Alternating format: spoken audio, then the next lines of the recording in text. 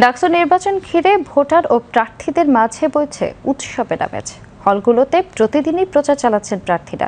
তবে নির্বাচনকে বানচালের অপচেষ্টায় অফলাইনে এবং অনলাইনে একটি গোষ্ঠী সক্রিয় বলে অভিযোগ করেছে ছাত্রদল।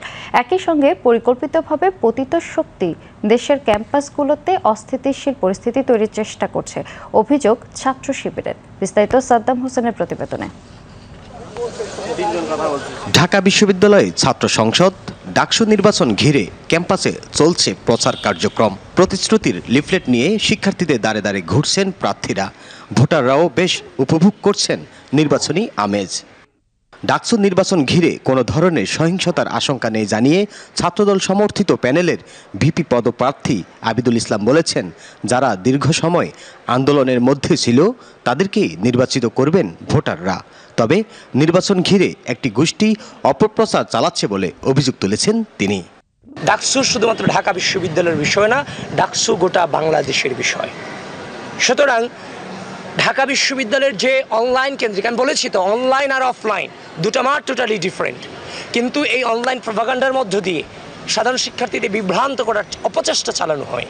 কিন্তু ঢাকা বিশ্ববিদ্যালয়ের শিক্ষার্থীরা এর দ্বারা বিভ্রান্ত হবে না, এটা আমরা নিশ্চিত। থমথমে পরিস্থিতি তৈরি করার অপচেষ্টা চলছে বিভিন্ন অনলাইন প্রপাগান্ডার মধ্য দিয়ে। এই জন্য ঢাকা বিশ্ববিদ্যালয় নির্বাচন কমিশন আপনাদের সকলকে আমি আহ্বান করব, আপনারা রাষ্ট্রের সাথেও, রাষ্ট্রের যারা দায়িত্বশীল আছেন তাদের সাথেও আপনার প্রপারলি নিবিড় যোগাযোগ রাখেন এবং রাষ্ট্রের থেকেই যেই অনলাইন গ্রুপগুলো প্রতিনিয়ত মিসইনফরমেশন, ডিসইনফরমেশন ছড়াচ্ছে সেগুলোকে রাষ্ট্রীয়ভাবে ব্যান করার উদ্যোগ আপনারা গ্রহণ করবেন।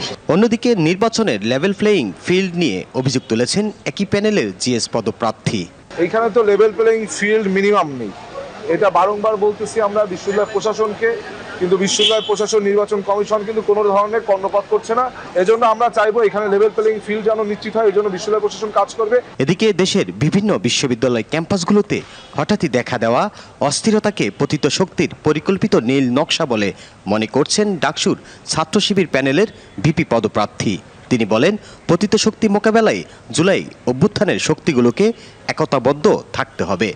আমাদের চট্টগ্রাম বিশ্ববিদ্যালয়ের শিক্ষার্থীদের উপর যারা জুলাই সহযোদ্ধা ছিল তাদের উপর কীভাবে ন্যাক্কারজনক হামলা হয়েছে, শিক্ষকদের উপর হামলা হয়েছে, বাকিবিতে আমরা দেখতে পেয়েছি, গতকালকে রাজশাহী বিশ্ববিদ্যালয়ে আমরা দেখতে পেয়েছি। এইভাবে ক্যাম্পাসগুলোকে অস্থির করার জন্য বিভিন্ন পক্ষ এখানে চেষ্টা করছে।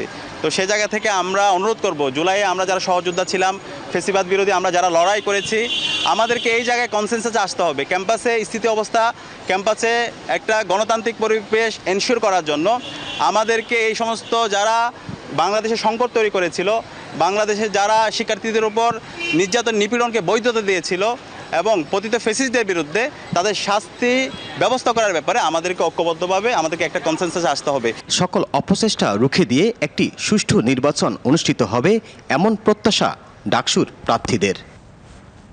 Saddam Hossain, BTV news, Dhaka.